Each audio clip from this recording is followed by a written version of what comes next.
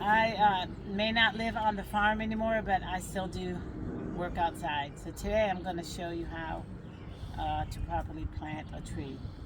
And today I'm planting, actually I've been planting, I just decided to do this. I think I've done 32 trees so far. Did them all yesterday. And I'm planting Leland cypress. These are evergreen trees. I love those trees because they stay green all year long and they don't drop leaves. So, and they're good for decoration. I'm starting with the hole. The hole's already been dug, and the hole needs to be double the size of the pot. This is the pot. I'm buying the small ones because they're the least expensive, but it takes more care to grow them. These are $11 at Lowe's. So, well, then I got myself, oh my gosh, I don't know how many bags I bought, but these are the soil bags that I bought, and it says right on them for trees and shrubs, so you know you're getting the right soil. And you can smell fertilizer in it, which will help it grow. And instead of knee pads, I'm using towels because the ground out here is so hard. And I went in last night and saw how red my knees were, so that's the only pain I get out of this. And if you see rocks or sticks, things in down there in the soil, pull them out. And we'll use the soil again after we plant the tree. I've got this little shovel here. I love it because it's not too big and it's not too small, one of those little hand spades. This one is just perfect for planting a tree. So the hole's been dug, bought the tree, bought the dirt. These are my knee pads, but if you don't care for the hard ground under your knees, then you don't need to get it. And then, I almost forgot, I gotta get, this is my cutter, because I've got bags to open. And I'm gonna bring it close, slice the top, and then put some of this down there before you put your tree. Give it a good start. And that's about enough. Then take your tree, turn it over in your hand. It's pretty dry, it falls right out. And place it somewhere in the middle of the hole. I space these trees out every other panel, and so they're spaced out perfectly. So now when I stick it in the hole, it's supposed to be a little bit below ground. You don't want it flush with ground, because now I'm going to put soil back on top. So this is that soil that I bought. One bag does 2 or 3 trees, depending on how big you make your hole. So I'm going to put it down, pack it in. First I pack it in with my hands, and then I walk on it and pound all around it. And you don't want it to feel soft.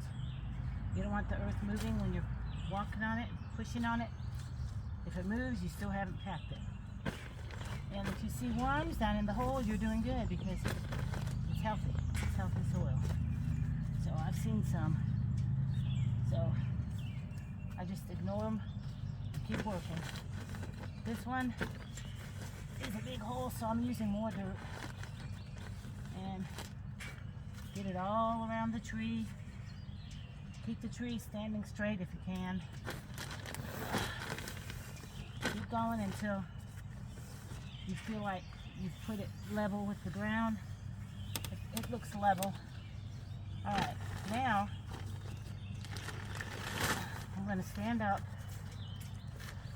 and walk on it. See, it's moving, so it needs more. So I'm going to walk on it and keep going until it doesn't move. And it's sinking, see?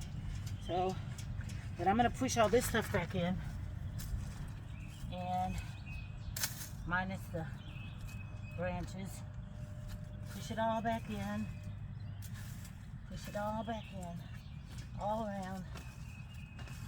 Just like that.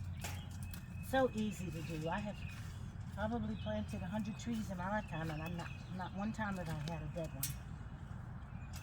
And I was never even taught. But you learn as you go. So this will work if you do it just like I'm showing you. So pack it down. See, it's not moving now. So that means it's good. This is the soil that was there to start with. So I'm going to use that on top of the bought soil to keep the bought soil from moving. It's a lot harder and heavier, but I use it to cover it up. That way the rains don't wash away my soil. And I think that's a big old ball of hard dirt. So pack it down. I'm using everything that we pulled out as much as I can, minus the sticks, and get it all around. Walk on it,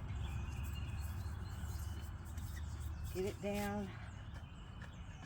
And I've saved water jugs when I buy them from the store, and these jugs are 1 gallon, and I refill them, and then when I plant these trees I go back and I fill each one with a jug of water just to give them a good start.